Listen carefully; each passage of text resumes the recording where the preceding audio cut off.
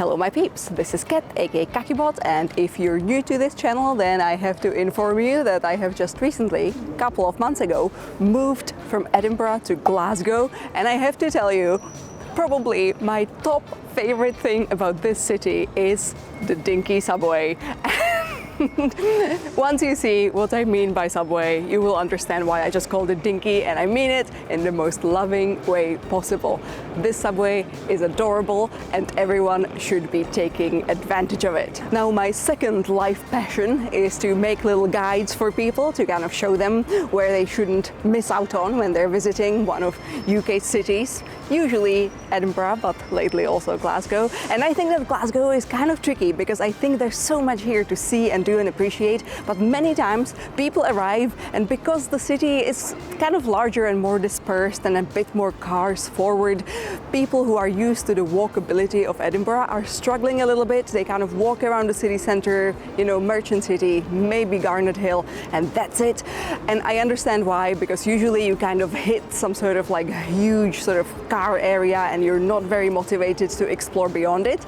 But that's why the best way of getting around is underground. So in this video, I thought I would kind of take you along on a little tour that I have created mostly for people who maybe have been around for 0 to 1 or 2 times and didn't have the chance to really explore beyond the city centre. Maybe people who haven't even had a whole day to spend in Glasgow but really should. But yeah, we're gonna do it in the most convenient way possible, and also I guess maybe the cheapest way possible, because a day ticket for this little wee beastie is only $4.45, and it's even less if you have one of the little local cards. Well, anyway, enough of me just gushing over the subway. Let's subway our way through Glasgow.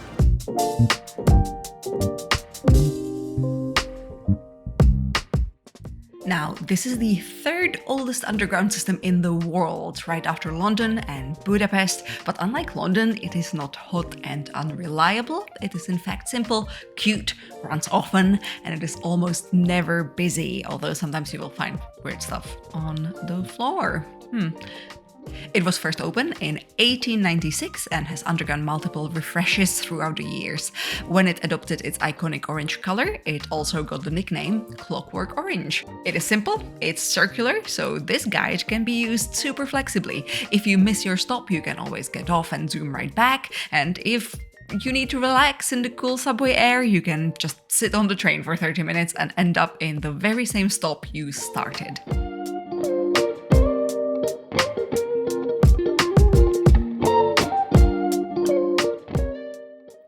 If you have arrived to Glasgow by train, you are most likely starting here at the Queen Street station, just by George Square, which unfortunately is going through a bit of reconstruction for about 1.5 years now.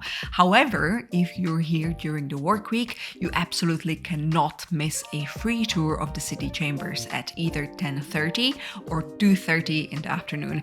Just pop in 30 or 20 minutes prior and pick up a guest pass. This is one of the most impressive buildings in the city, sometimes even standing in for the Vatican in movies. A real testament to Glasgow's money-laden background, and hopefully a great amuse-bouche to get you excited for the rest of the city.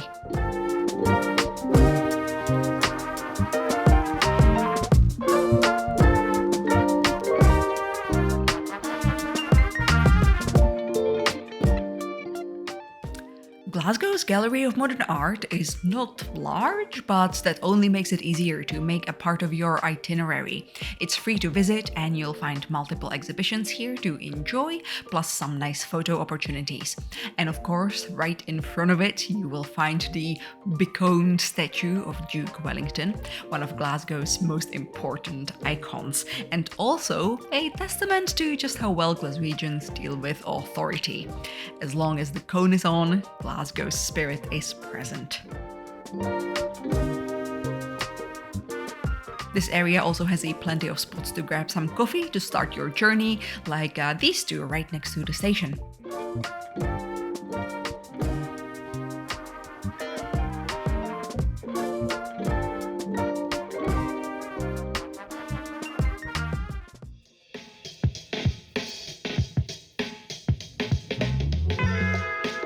And Now you can continue by either strolling Sauchiehall Street westward or disembarking at the Cowcaddon subway station for a bit of a hilly walk, which I personally find charming, albeit a bit challenging. This is, to me, visually quite an interesting part of the city. Reminds me of Boston a little bit. Anyway, this is the area of the Glasgow School of Art. Unfortunately, the main building, which I really wanted to show you, is currently under scaffolding, but it is a beautiful building designed by Charles Rennie Mackintosh, and if it is in the future not being hidden, you should definitely give it a go. You can instead visit the CCA, Centre for Contemporary Art. You can visit here for coffee, drinks, cinema screenings, and of course contemporary art shows. Or if you are all arted out, visit the tenement house at the west end of Garnet Hill instead.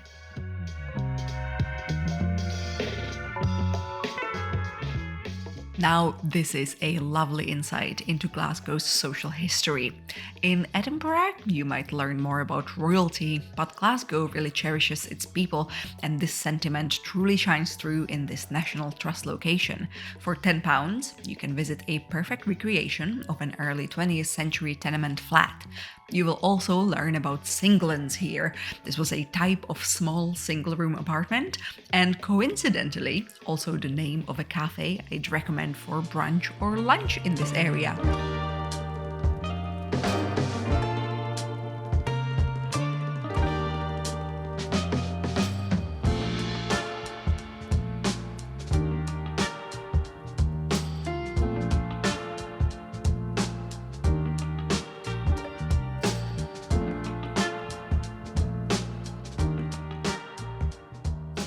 So while we are shooting this video, I am getting seriously inspired to revisit one of these little creative projects that has been living in my head for about a year now, which is to make an illustrated map. I'm not gonna lie, I'm feeling really intimidated. I've never illustrated a map, so if you are one of my close friends, you know that I just cannot stop talking about just how scary of a project this is for me.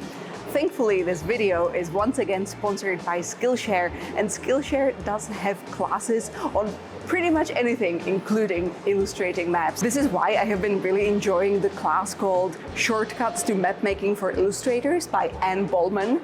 It does have a whole lot of useful tips and kind of little hacks on how to approach this project. And yeah, hopefully that's gonna help me get on with this and publish it as soon as possible. I really enjoy that Skillshare classes are taught by creatives with actual real-life success within their fields, with a plenty of insight that's super valuable whether you are after getting better at art, understanding how to run a creative business, or simply picking up a new hobby. Plus, you can give it a go with their 7-day free trial and a risk-free 30-day money-back guarantee. And don't worry, I do have a little something for you from Skillshare. First 500 of you who use the link in my description will get 20% off their first year of Skillshare subscription. So yeah, start creating. Thank you Skillshare for sponsoring this video. Kelvin Bridge doesn't leave much to imagination with its name. It is really the area that bridges River Kelvin, and on a nice day, I recommend popping on the subway here for a little stroll. There are even 3 tasty-looking street food stalls here, one of them the iconic coffee and hot chocolate slinging Uplands Roast, which you might know from Edinburgh's Meadows. This walkway can take you all the way to Kelvin Grove Park and also the Kelvin Grove Museum.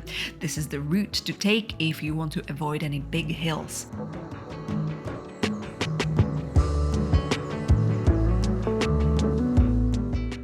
The Kelvin Grove Museum is one of those places that have something for everyone. Smaller kids will surely enjoy the part focusing on Scottish wildlife, including tips on where to travel to actually spot some, and also a stuffed haggis. Myself, I am very fond of the art gallery wing, as it is very Glasgow specific. You will learn about the Glasgow Boys, a group of late 19th century artists and designers based in the city, and of course there is always a plenty of Mackintosh to be enjoyed.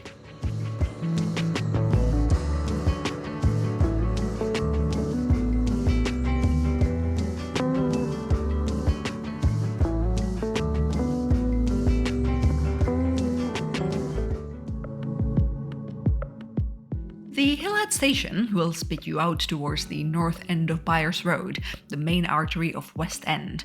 This road is filled to the brim with both chain shops and restaurants, but also many lovely local cafes and eateries, and it's really worth checking out all the side lanes of it too, for more hidden gems, popular alfresco dining spots, and antique shopping.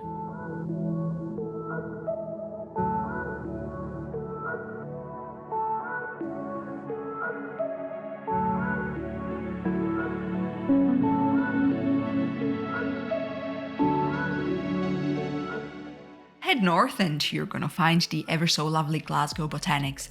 They close their gates at dusk, which means it is actually a park accessible until after 9 p.m. now that summer is at its peak. But do not leave your visit until too late, because you don't want to miss out on the Kibble Palace.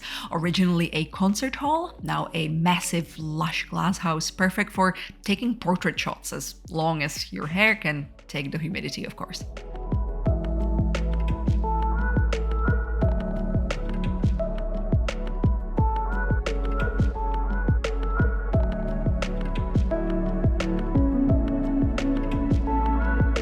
And when you're back on Byres Road, you will notice university buildings starting to pop up on the east side of it.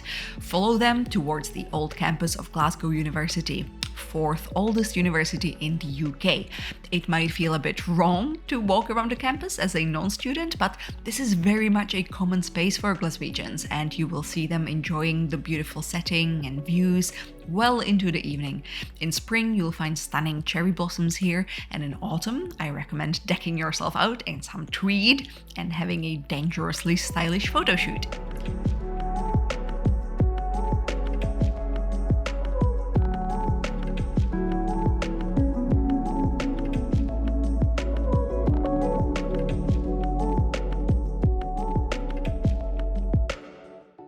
Also, every day of the week, between 10 and 5, you can also visit the Hunterian Museum, Scotland's oldest.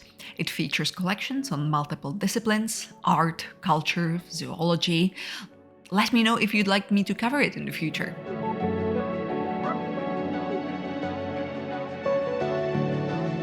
Next, you can either walk downhill via Byres Road or get off the subway at Kelvin Hall. This is the hotspot for getting some food in you.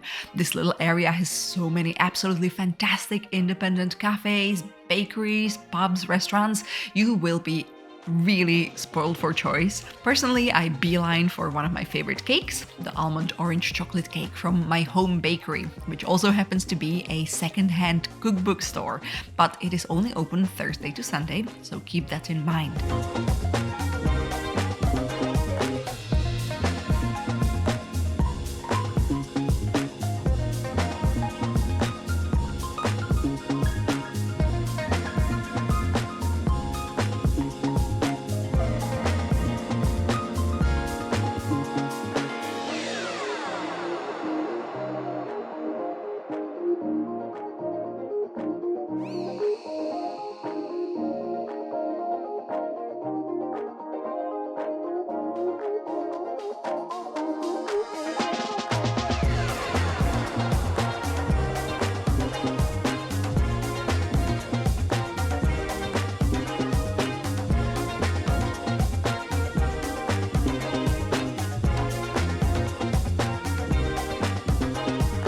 So, excitingly, we have made it onto the south side of River Clyde, which is just here behind me. Now, if you kind of conjure the map of the subway in your mind, you will remember that there's a whole bunch of stops on the south side.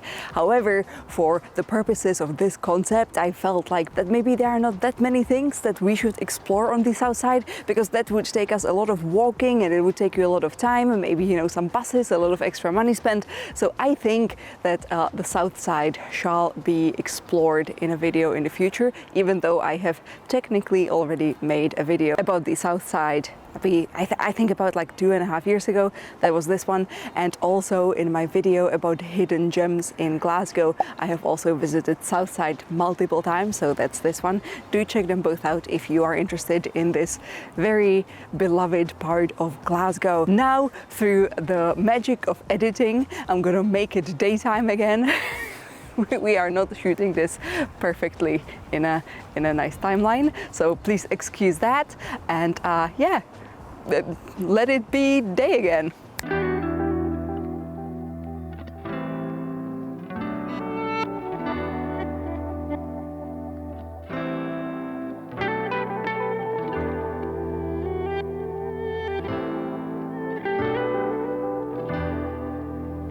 The Riverside Museum is Glasgow's transport museum. It's a beautiful piece of modern architecture, if you ask me. It kind of reminds me a bit of Copenhagen here on a sunny day. And it is also the spot if you want to learn even more about Glasgow's subway. Maybe even try what it was like to travel on one of its original carriages.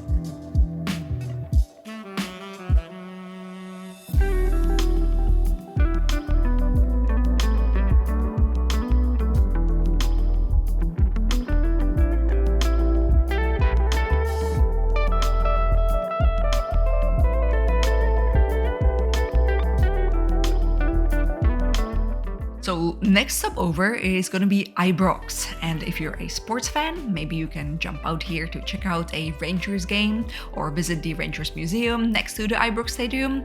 Just for the record, I am not implying that I am a supporter of either of Glasgow's clubs, merely pointing out that one of the stadiums is right next to a subway stop and therefore convenient for this little concept.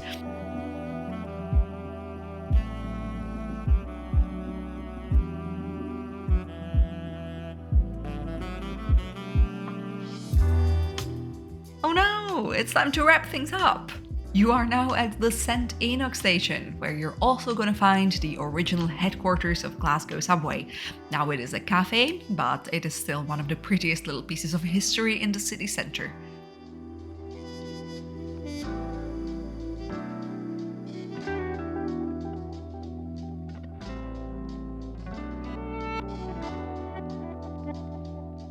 If you are hungry after your Glasgow trip, you should probably head on over to the area around the main train station, where you can either pick up one of Glasgow's favorite donuts at Tantrum, or get dinner at one of my faves, perhaps Korean at Bibimbap, or an aromatic stir-fry at Ting Tai, or our current foodie fixation, Katsu.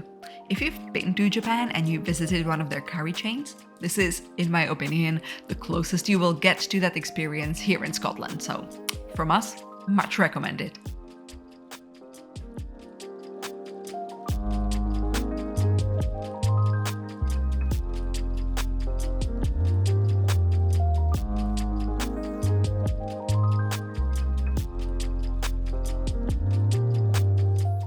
Congratulations! You made it through this tour of Glasgow, through Glasgow's dinky, clockwork orange of a subway. Hope you enjoyed it. I really hope you enjoy this. I'm on this mission to make everyone realize that Glasgow is actually super cool. There is so much here to see, and I truly thought from the very start of working on this concept that the subway would be the secret sauce to how to enjoy Glasgow without having to deal with all of the cars and all of the sort of ugly bits that seem to be the sort of connective tissue of the tasty meats of Glasgow.